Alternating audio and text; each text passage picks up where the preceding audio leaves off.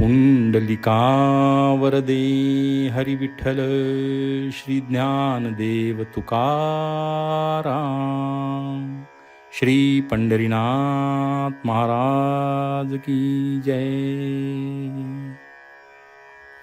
श्री ज्ञानेश्वरी सारांश अध्याय 3 साधनारंभू तो तृतीयाध्यायी बोलिला। गीता हे मोक्ष प्राप्त करून देणारे ज्ञानप्रधान शास्त्र आहे असे सूत्ररूपाने भगवंतांनी 2ऱ्या अध्यायात सांगितले आहे। परंतु सर्व जीव तर अज्ञानाने बांधलेले आहेत असे आपणास प्रत्यक्षात दिसते। तेव्हा अशा अज्ञानी जीवांना मोक्ष पद प्राप्त करून घेण्याची योग्यता येणे जरूर आहे।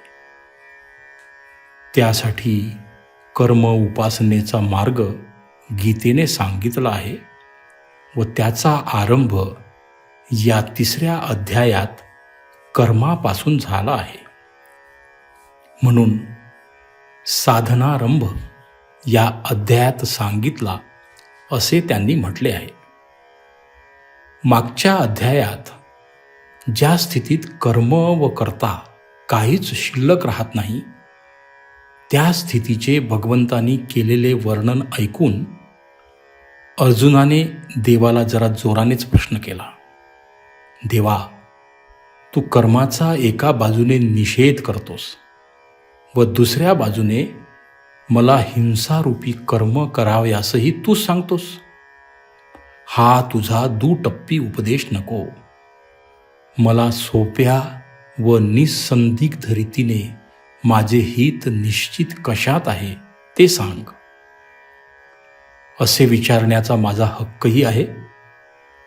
अनेक जन्म तुझी उपासना करून तुझी प्राप्ती झाली आहे व आईप्रमाणे तुझी माझ्यावर प्रेमाची पाखरही आहे। या प्रश्नावर श्री भगवंतांनी सविस्तर उत्तर दिले। त्याचा अनुवाद श्री ज्ञानदेवांनी केला। तो थोडक्यात असा आहे। निष्काम कर्मयोग व ज्ञानयोग म्हणजे निष्काम कर्ममार्ग व ज्ञानमार्ग हे दोन्ही मीच सांगितले व ते दोन्ही एकाच फळाची प्राप्ती करून देतात। परंतु या दोन्ही मार्गांचे मंद व तीव्र असे भिन्न भिन्न अधिकारी आहेत। म्हणून त्यानुसार 2 मार्ग वेगळे सांगणे जरूर पडले। जो मंद अधिकारी आहे त्याला कर्म टाकून देऊन निरीच्छ अधिकाऱ्यांकरिता सांगितलेल्या ध्यान मार्गाचा अवलंब करण्यास सांगणे हे योग्य होणार नाही। कारण केवळ कर्म टाकण्याने कर्मत्याग होऊ शकत नाही। कर्मत्याग प्रत्यक्षात घडणे कधीही शक्य नाही। फार काय, कर्मातीत अवस्था प्राप्त झाली तरी अशा पुरुषाला देखील जोपर्यंत त्याचे शरीर आहे तोपर्यंत कर्मत्याग करणे शक्यच नाही। मग मंद वासनासक्त पुरुषासंबंधी बोलाव्यासच नको। या वासना आसक्त पुरुषांनी जरी बाह्यतः कर्मेंद्रिय प्रवृत्तीचा निरोध केला तरी आतमध्ये वासना वळवळ करीत असल्यामुळे त्यात त्यांचा दांभिकपणा मात्र दिसून येतो। जो खरा निष्काम पुरुष आहे तो आपले अंतःकरण स्थिर करून राहत असतो। त्याची कर्म इंद्रिये आपापले व्यापार करीतच असतात। त्यामुळे सामान्य लोकांप्रमाणेच तो वागताना दिसतो। परंतु सूर्यबिंब हे जरी पाण्यात प्रतिबिंबित झालेले दिसले तरी ते जसे पाण्याहून अलिप्त असते तसा हा पुरुष कर्माचरण करीत असताना देखील तो कर्मापासून मुक्तच असतो। अशी जेथे निरीच्छ पुरुषाचीही राहणी आहे तेथे वासना आसक्त पुरुषाने विहित कर्म टाकून कर्मातीत होण्याचा का आग्रह करावा? त्यामुळे कर्मत्याग तर घडणार नाहीच, पण त्याचे हसू मात्र होईल. वास्तविक प्रत्येकाने अहंकार टाकून देऊन निष्काम बुद्धीने स्वकर्म करण्यातच त्याचे हित आहे. त्यामुळे त्याला कर्मबंध न लागता मोक्षापर्यंत जाता येते. असे वागणे हाच आपला नित्य यज्ञ आहे. हे स्वधर्म आचरण ज्याच्या हातून घडत नाही त्याची कुकर्माकडे प्रवृत्ती होते व त्या प्रवृत्तीमुळे त्याचा नाश होतो. ब्रह्मदेवाने जेव्हा सृष्टीची उत्पत्ती केली तेव्हा मनुष्य प्राण्याबरोबर स्वधर्म त्याच्या मागे लावला व प्रजेला सांगितले की याचे आचरण करण्यात तुमचे हित आहे. याशिवाय व्रतवैकल्ये, तीर्थे, साकांक्ष आराधने, मंत्र तंत्र काही करण्याची तुम्हाला जरुरी नाही.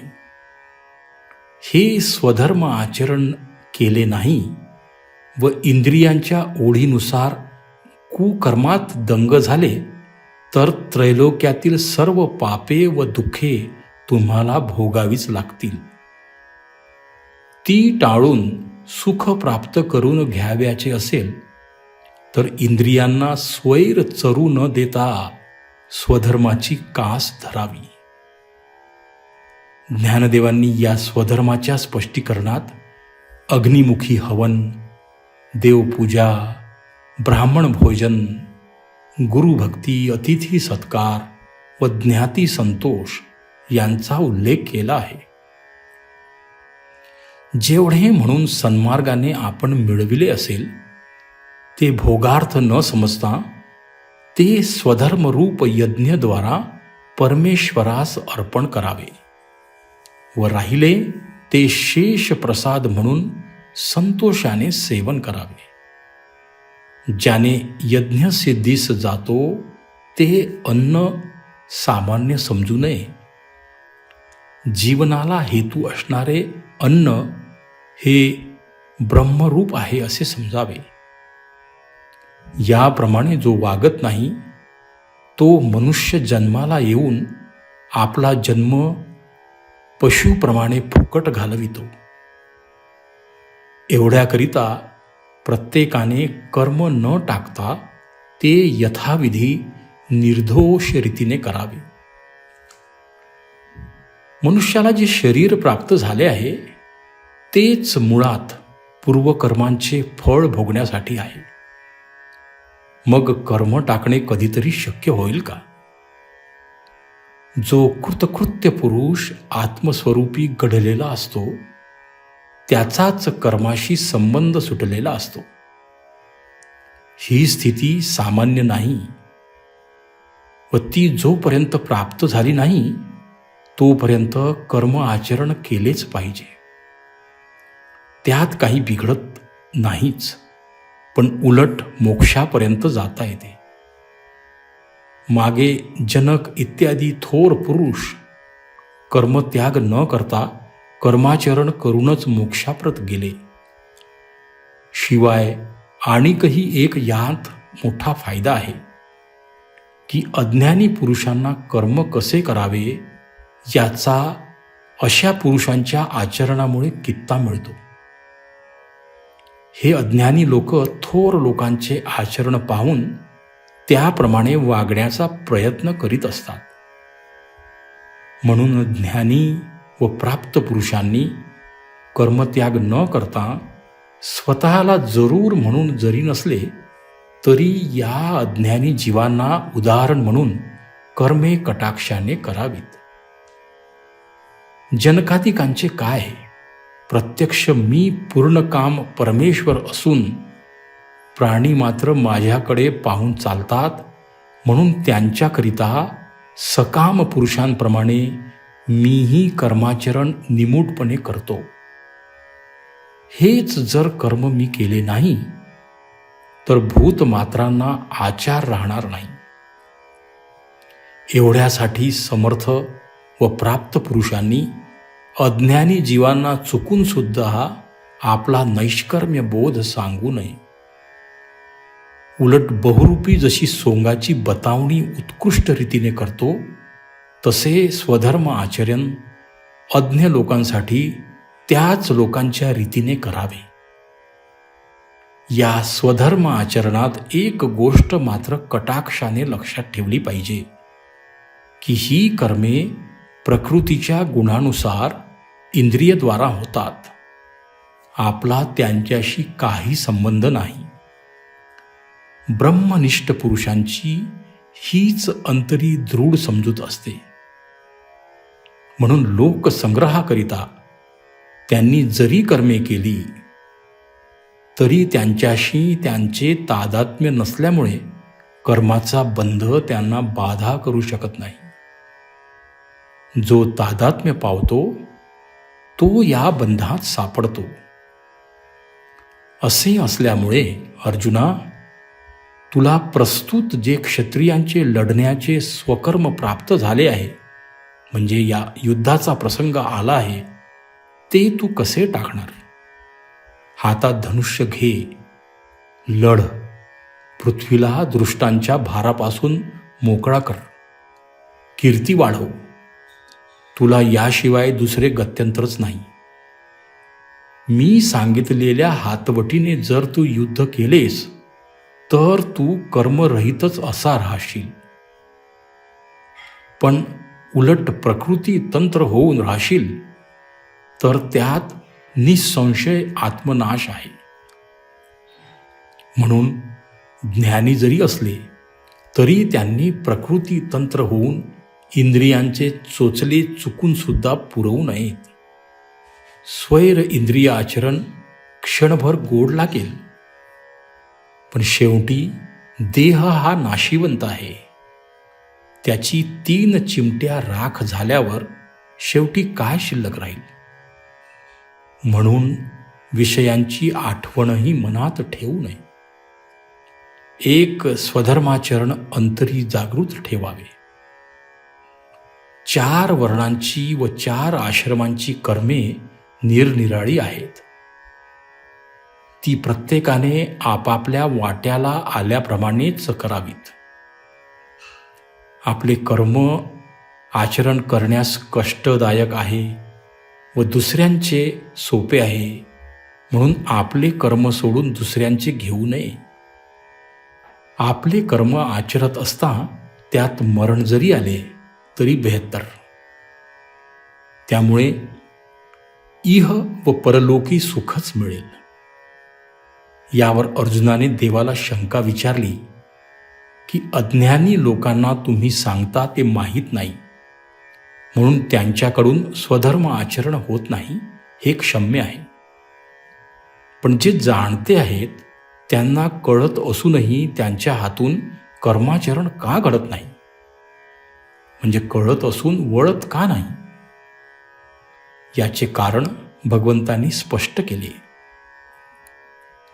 या जाणत्या पुरुषाचेही ज्यांच्या पुढे काही चालत नाही असे बलात्कारी काम व क्रोध हे मांग आहेत. यांनीच ज्ञानी भजनी साधकांचा आजपर्यंत नाश केला आहे. दैवी संपत्तीचा उच्छेद यांनीच केला. अज्ञानी लोक तर बापडे बिचारे, पण मी म्हणविणारे जे ज्ञानी ते सुद्धा यांच्या पुढे लगेच गारद होतात.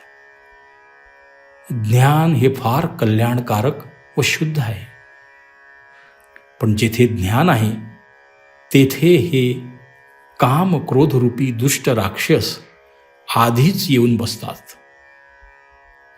यांची हकालपट्टी करण्याचा एकच उपाय आहे व तो म्हणजे या कामक्रोधांचे राहण्याचे ठिकाण जी इंद्रिये त्यांचे पूर्णपणे दमन करणे हा होय. काम क्रोध तेथून गेले की मन बुद्धी या दुष्टांच्या कचाट्यातून सुटेल व जीवाला ब्रह्मरूपी स्वराज्य उपभोगण्यास मिळून तो अक्षय सुखात रममाण होईल. पुढील अध्यायात श्रीकृष्ण पुन्हा एक प्राचीन कथा सांगणार आहेत. तिचा अनुवाद शांतादी रसासह करून तुम्हाला सुखाची रेलचेल करून देईल असे सांगून श्री ज्ञानदेवांनी हा 3रा अध्याय संपविला आहे. श्री कृष्णार्पणमस्तु.